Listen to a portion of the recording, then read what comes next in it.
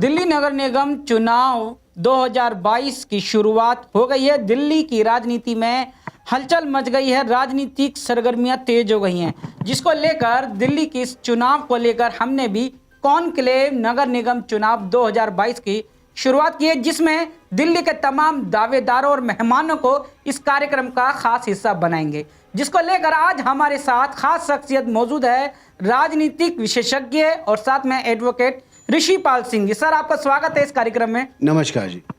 Sir, आज के इस कार्यक्रम में हमारा सवाल है, जो दिल्ली की जो राजनीति है, दिल्ली नगर निगम में पिछले 15 सालों से भाजपा शासित रही है। क्या लगता है कि इस बार दिल्ली में भाजपा दोबारा से आ पाएगी? देखिए, पिछले कुछ समय से जब हम 2012 से हम देख रहे हैं कि दिल्ली में एक नई पार्टी आप पार्टी का जन्म हुआ, जो कि एक आंदोलन के बाद उभरी है। निश्चित तौर पर आप पार्टी ने दिल्ली के अंदर जो अपना प्रदर्शन किया वो बहुत ही बढ़िया प्रदर्शन किया। जो विधानसभा है उसके अंदर बहुत ज़बरदस्त प्रदर्शन किया।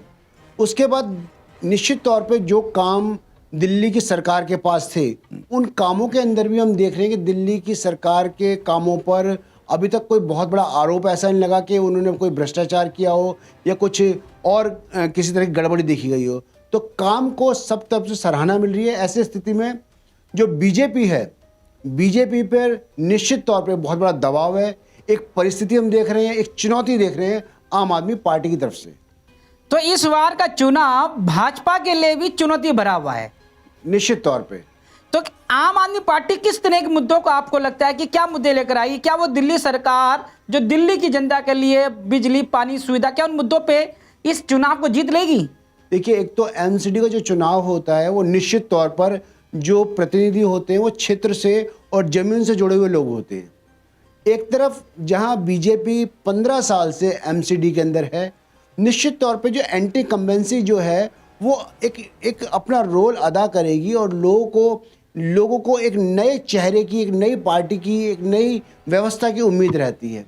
ऐसी स्थिति में जब हम देख रहे हैं आम आदमी पार्टी ने जो जैसे डीटीसी के अंदर महिलाओं के लिए जो किराया मुफ्त कर दिया, जो बिजली है 200 यूनिट तक बिजली है वो फ्री है, और निश्चित तौर पर जो स्कूलों की स्थिति है वो पहले से बेहतर है।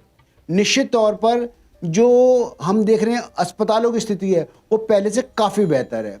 तो ये जो एक सकारात्मक रुख है जो आम आदमी पार्टी का, वो अपने आप में आम आदमी पार्टी के लिए एक रुख बनाता है और एक अच्छा माहौल बनाता है, जिसके अंदर हम आम आदमी पार्टी की मैं इस समय ये नहीं कह सकता कि कौन जीते कौन हारेगा। निश्चित रूप से आम आदमी पार्टी को हम दिल्ली के अंदर मजबूत स्थिति में देखते हैं।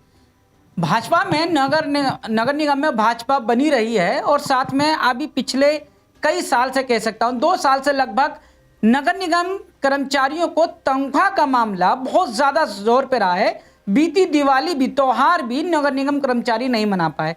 तो ये जो सारा वक्त बीता है, क्या लगता है कि इसका नुकसान भाजपा को होगा या अभिभावक सरकार दिल्ली सरकार को होगा? देखिए, निश्चित तौर पर जो एमसीडी के मुद्दे थे जो नहीं हल हो पाए, उसमें सबसे बड़ा जो मुद्दा था वो सैलरी का ही था। और कई मौके ऐसे आए जब सैलरी ना मिलने पर जो सफाई कर्मचारी भी थे उन्होंने कूड़े को दिल्ली की सड़कों फेंक दिया। जो डॉक्टर्स थे एमसीडी के जो डॉक्टर्स थे उन्होंने वो हड़ताल पे चले गए। तो निश्चित तौर पे ये जो मुद्दे हैं ये दिल्ली की जनता को प्रभावित करते हैं। ये कहीं ना कहीं बीजेपी के लिए एक चुनौती रहेंगे कि जो ये 2-3 स्थिति रही, और ये जिनके चलते बीजेपी का जो ग्राफ है, जो चुनौती है, वो हम देखते हैं कि वो चुनौती बीजेपी के लिए बहुत बड़ी चुनौती है। अभी जो दिल्ली सरकार लगातार ये ऐलान और ये कह रही है कि हमने दिल्ली सरकार में काम किया है, अब नगर निगम में भी काम करेंगे, इस तरह के विश्वास के स्लोगन आम आदमी पार्टी लेकर आ रही है, और भाजपा पर लगातार आरोप लगा रही है कि भाजपा अपने आप को हारता देख रही है, इसीलिए नगर निगम की जो प्रॉपर्टियां हैं, जमीन है, उनको औने पौने दाम में बेच रही है और अपने रिश्तेदारों को देने का आरोप लगा रही है।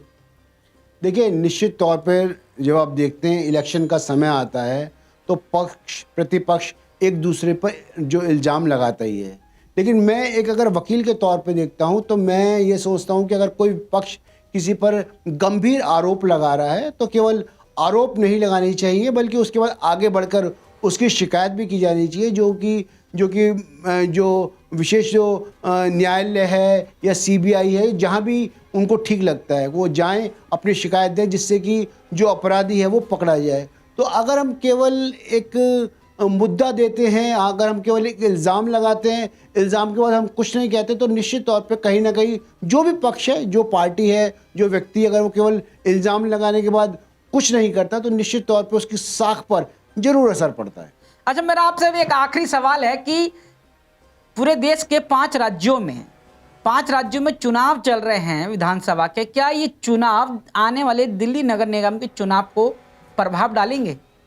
देखिए, दिल्ली, वैसे तो दिल्ली को भारत का दिल कहा जाता है, लेकिन जो जैसे गोवा है या उत्तराखंड है, वहाँ के राज्यों के जो चुनाव हैं वो दिल्ली को प्रभावित नहीं करते, लेकिन उत्तर प्रदेश और पंजाब, जैसे मैंने आपको पहले बताया, वो निश्चित तौर पर प्रभावित करेंगे। और मैं एक चीज़ और अब बता दूं कि जिस तरह से आपने पिछले कुछ समय में देखा कि कांग्रेस पार्टी का जो ग्राफ था वो बहुत नीचे था और कांग्रेस के हाथ में कुछ नहीं था, तो इस बार जरूर हम देखेंगे कि कांग्रेस पार्टी जो है पहले से कुछ अच्छा और बेहतर जो है प्रदर्शन कर सके, और कुछ ना कुछ अच्छा हम उम्मीद करते हैं।